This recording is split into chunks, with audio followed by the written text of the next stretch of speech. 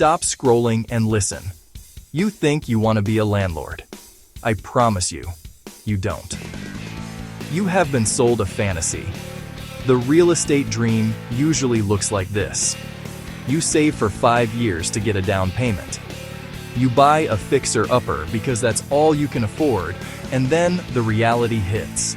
It's 2 a.m., it's freezing outside, and your tenant is calling you because the water heater just exploded and flooded the basement. Congratulations, you didn't buy an asset, you bought yourself a second job, and a stressful one at that.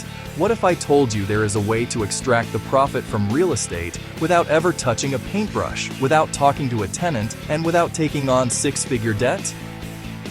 It exists. It's called a REIT. And today, we are going to break down exactly how the rich use this tool to build passive income while you are busy unclogging toilets. We are going through the mechanics, the math, the risks, and the strategy. First, what is this thing? REIT stands for Real Estate Investment Trust. Think of it as a mutual fund, but instead of buying stocks like Apple or Tesla, it buys physical assets.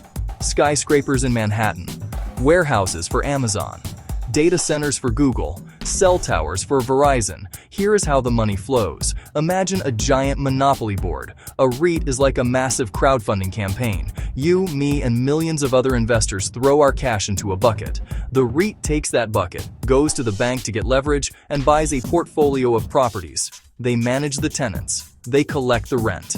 Now, here is the secret sauce. This is the only reason REITs exist.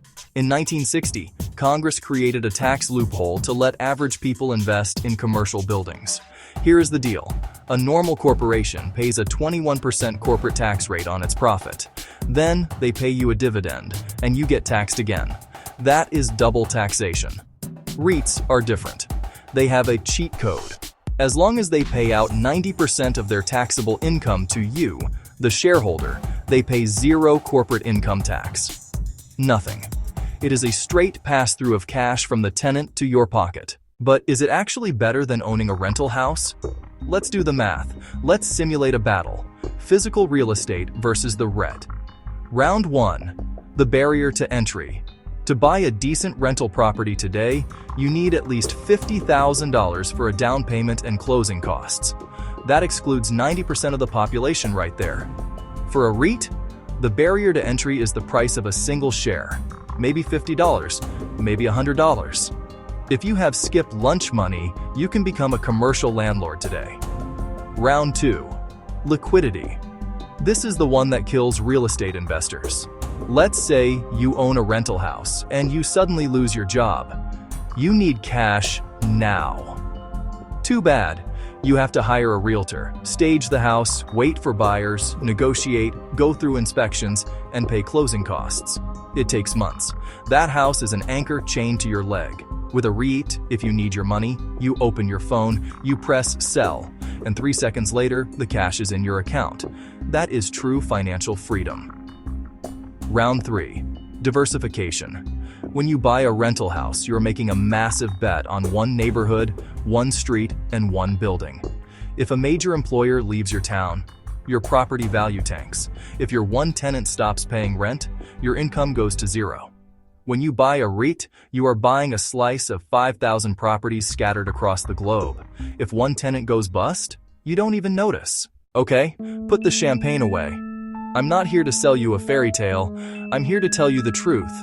REITs have risks, and if you don't understand them, you will lose money. Risk number 1. The Fed's hammer. REITs are highly sensitive to interest rates. When the Federal Reserve raises rates, 2 bad things happen. First, borrowing money becomes expensive for the REIT, so they can't expand as fast. Second, safe bonds start paying more interest. Investors look at bonds and say, why risk money on a REIT when I can get a guaranteed 5% from the government? They sell the REITs, and the price crashes. Visualize a hammer smashing a glass building. That is what high interest rates do to REIT stock prices. Risk number 2, the tax drag. Remember that cheat code I mentioned? The government always gets its cut eventually. Because the REIT didn't pay corporate tax, the dividends you receive are usually taxed as ordinary income. That means they are taxed at your highest tax bracket, not the lower capital gains rate. The fix: buy your REITs inside a Roth IRA. If you do that, the taxman can't touch you. So, how do you actually do this? Do not overcomplicate it. Treat investing like grocery shopping. You are walking down the aisle. You have three main choices on the shelf. Choice 1: the lazy basket. This is an ETF like VNQ. You buy one ticker symbol and you instantly own the entire US real estate market. Residential, industrial, retail, everything. It's safe, it's boring, and it works. Choice 2: the monthly paycheck. Some companies like Realty Income, ticker symbol O, are famous for paying dividends every single month instead of quarterly. If you want to replace your salary, these are the ones to watch. Choice 3: the growth engines. These aren't about rent, they are about the future. Data center REITs like Equinix or cell tower REITs like American Tower. As AI and tech grow, these landlords get richer. Here is your homework. Stop looking at Zillow. Stop dreaming about flipping houses. Take $100, open your brokerage account, and buy your first share of a REIT. Become a landlord today, without the 2 a.m. phone calls.